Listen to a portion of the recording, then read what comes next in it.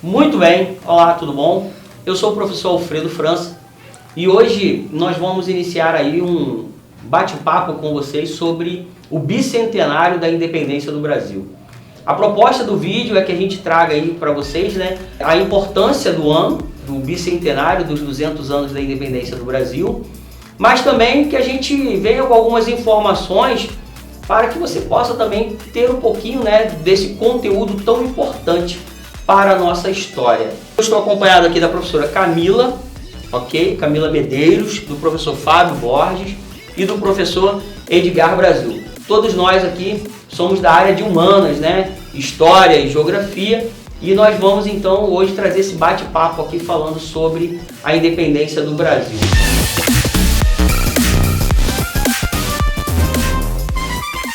Uma coisa que eu costumo dizer é que a independência do Brasil foi um processo sendo construído como se fosse um quebra-cabeça.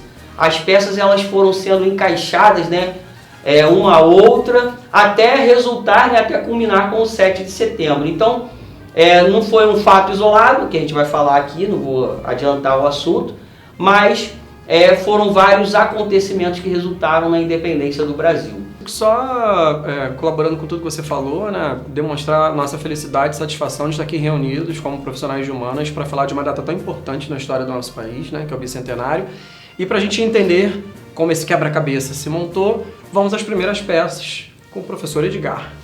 Gente, tratar a independência do Brasil é muito complicado em determinados momentos, porque durante muito tempo a historiografia tratou a independência como se fosse algo que só partiu isoladamente de Dom Pedro I, né?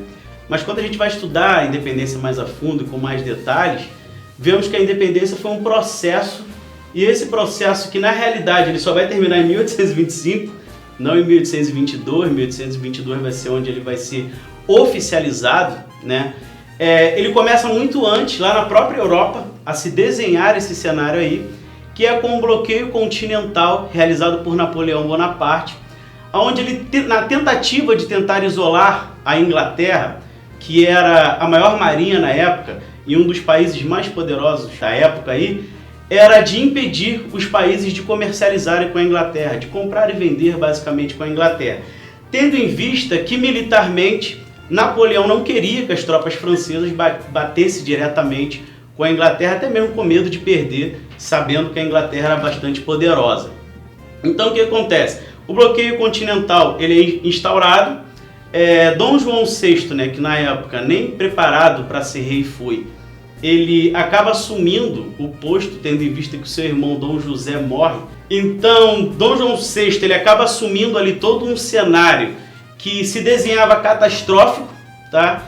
E até mesmo durante muito tempo a historiografia que tentou ridicularizar a sua imagem, né, colocando ele como um bonachão, um covarde, e hoje a gente tem uma historiografia muito mais vasta, onde nós conseguimos enxergar que Dom João VI, pelo menos na minha concepção, foi um grande estrategista, e ele não ter aderido ao bloqueio continental e não ter ficado em Portugal com as tropas portuguesas, por um lado para Portugal foi muito melhor do que ele ter tentado passar a visão de que seria um herói, bater de frente com uma das maiores forças armadas da época, né?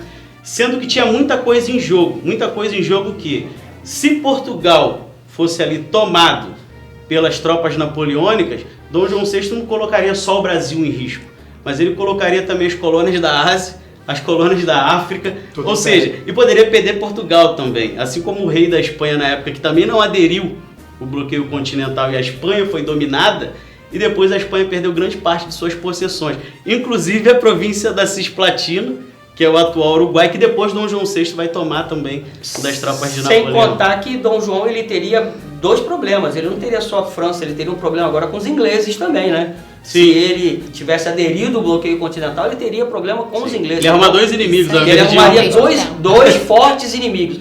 Olha que interessante, ele teria um problema com o grande exército, o francês, terrestre e o marítimo, que são os ingleses. E aí essa questão que você está falando é muito interessante, que muitos livros, né, apontam essa questão aí, essa posição de Portugal como um desrespeito à França, um desrespeito a Napoleão. Na verdade, o se manter em cima do muro, né, como é relatado aí durante toda a história do Brasil, foi mesmo uma estratégia. Ele estava esperando o melhor momento de se posicionar.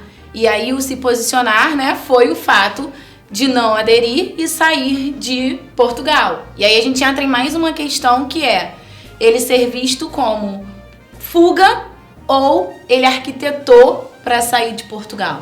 Essa é uma Fuga ou discussão. estratégia, né? É, uma fuga ou uma estratégia? Eu vejo como uma estratégia, porque assim, Dom João VI trouxe quase 1/3 da população de Portugal junto com Toda ele. a corte. Tá? Toda a corte. portuguesa. Ele limpou a Biblioteca Nacional de Portugal. Isso foi bom pra gente. É. E aqui depois ajudou na fundação da Biblioteca Nacional. Ele limpou os cofres. Reservas, eles ficam falando, Os reservas. cofres públicos de Portugal, ele limpou. A Então, magistratura, assim, né, que ele Por mais que trouxe. tenha sido uma estratégia de momento rápida, ele soube agir de acordo com o momento, né? Porque, como eu falei, ele não tinha só Portugal para perder. Ele tinha muitas outras colônias que também estavam em jogo, e a mais próspera de toda que era o atual Todo Brasil. o império estava em jogo. Então, assim, tinha muitas questões por trás de somente bater de frente com um dos maiores exércitos da época, que era a França, né?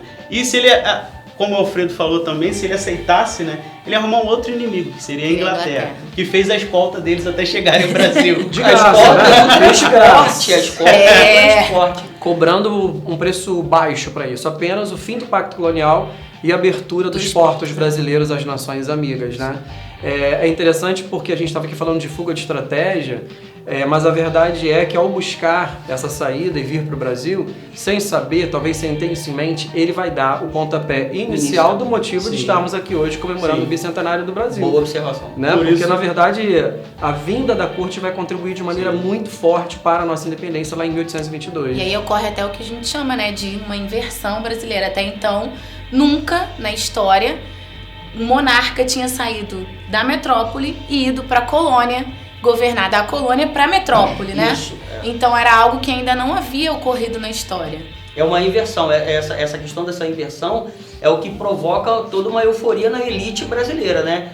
Nos comerciantes brasileiros, nos grandes fazendeiros aqui, eles veem essa chegada aqui como pontapé. Opa, abriu as portas para a nossa independência, que é o desrespeito do Pacto Colonial, onde o Pacto Colonial, me corrija aí se eu estiver equivocado, é que a colônia só fazia comércio com quem Com a Sim. metrópole. a metrópole É, autorizasse. só a metrópole. A presença da família real no Brasil Acaba com o exclusivismo colonial. acaba Isso com o aí. exclusivismo Isso aí. colonial, isso aí. E aí faz com que a elite local, opa, Vou lucrar mais. Em contrapartida, a elite portuguesa Boa, já não fica Camila. tão feliz, Boa, né? boa, Porque Camila. aí a gente tem o Brasil, né, ganhando uma importância que eles não gostariam. Mas aí o Alfredo começou com uma fala muito importante, de que 1822, na realidade, a independência ela é um contexto todo, né? Não parte de um único momento. Porque se você parar para prestar atenção, Portugal era a metrópole, Brasil era a colônia. Então, se o monarca passa a estar aqui, a nossa independência já começa a acontecer. Né? Uhum. Ou seja, a questão do exclusivismo colonial ele deixa de existir. Isso aí. Por quê? Porque agora quem é Portugal, basicamente, a monarquia, eles estão aqui. E é o que a Camila Então, fala, quem manda agora tá aqui. Sim, temos que começar a construir uma nova riqueza aqui. Isso Porque aí. a gente vai ficar aí. Eles ficam 13 anos.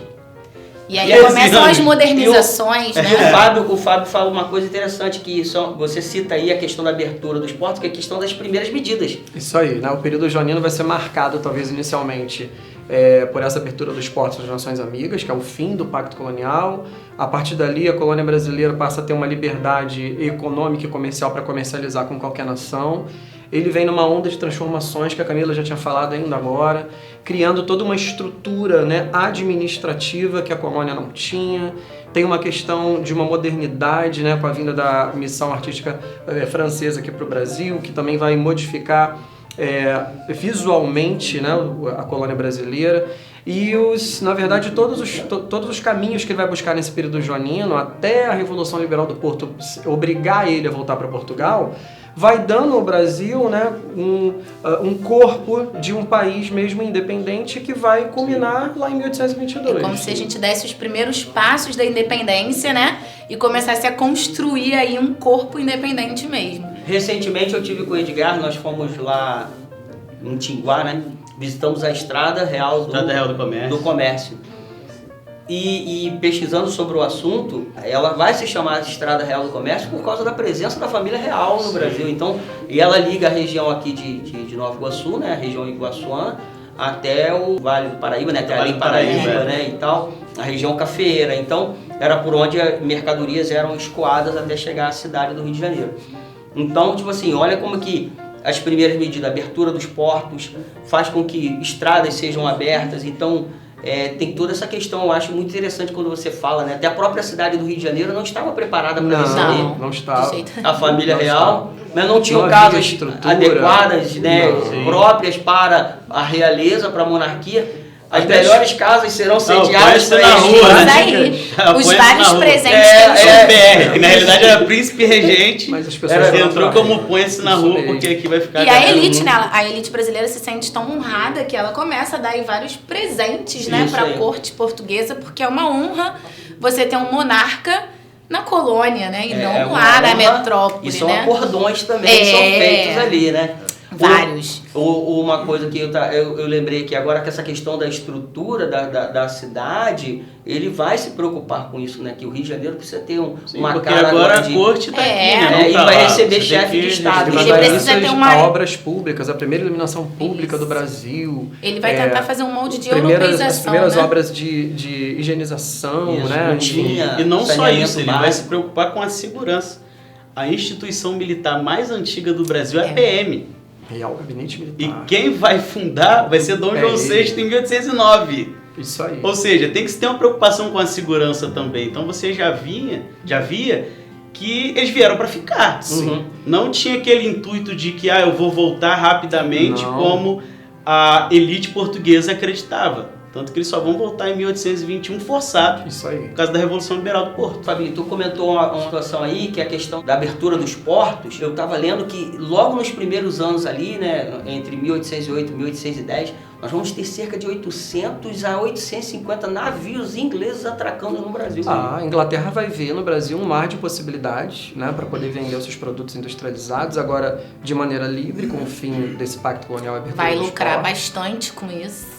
Eu acho interessante, só para apontar o que o Edgar falou, né, além da história da PM do Rio de Janeiro começar, com a vinda deles para cá também, a gente tem outros símbolos até hoje. Banco do Brasil, Biblioteca Nacional, Jardim Botânico. Então, muitas coisas que estão aí até hoje fazem parte desse processo da independência do Brasil, que a gente está aqui hoje falando do bicentenário. Que fique claro, né, que a gente está falando do bicentenário, onde ele começa. Aqui são os quebra-cabeças que a gente está montando. É uma primeira Detalhe peça. importante, 1815, condição do Brasil elevada, né, a Reino Unido. Então, o Brasil não é mais simplesmente uma colônia, ela tem a sua condição elevada a Reino Unido de Portugal e Algarve. Isso. Me corrijam se eu estiver errado, Certo. meus caros colegas.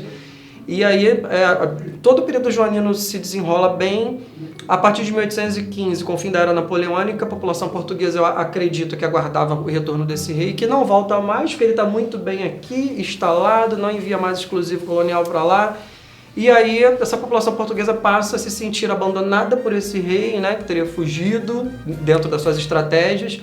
E aí, eu vou ter em 1820 a Revolução Liberal do Porto. E elevar o Brasil, né, Reino Unido, para a elite portuguesa é algo que vai trazer um prejuízo para eles, no sentido de eles já estão abrigando a corte e ainda vão fazer com que o Brasil esteja no mesmo patamar político que Portugal, Isso né? aí. Então isso desagrada demais a elite, que vai gerar essa revolução do povo. Hoje existe um grande debate historiográfico, porque tem uma vertente muito grande de historiadores que defendem que a independência de fato foi em 1815. Porque o que acontece em 1815? O Brasil deixa de ser colônia e vira reino. Se em 1815 eu deixei de ser colônia e virei reino, a independência já foi feita. Só faltava oficializar de fato. Faltava um grande símbolo. Em 1822 foi o quê? A ruptura definitiva com Portugal. Faltava um herói. Ponto. Porque a gente já tinha a construção do herói também, né? Faltava essa. Porque se a gente for pegar todo esse contexto que estamos usando aqui, ele é ignorado durante muito tempo pela historiografia. Sim. Tá? Voltado à construção do herói. E assim, diversas pessoas que foram importantíssimas na independência foram esquecidas, inclusive figuras femininas, né? A própria Leopoldina, tá? Joana Angélica, Maria Quitéria, tá? Tem mais também que agora eu não estou lembrando o nome aqui, assim, que foram importantes. José Bonifácio também, que foram importantíssimos na independência do Brasil e foram ignorados. Nós vamos construir blocos, né, sobre este tema do bicentenário da independência do Brasil, porque é um assunto bem extenso. Então, não se esqueça aí de ficar atento aí, né, você acionar aí a notificação aí para você receber as informações sobre este assunto aí. Valeu, galera!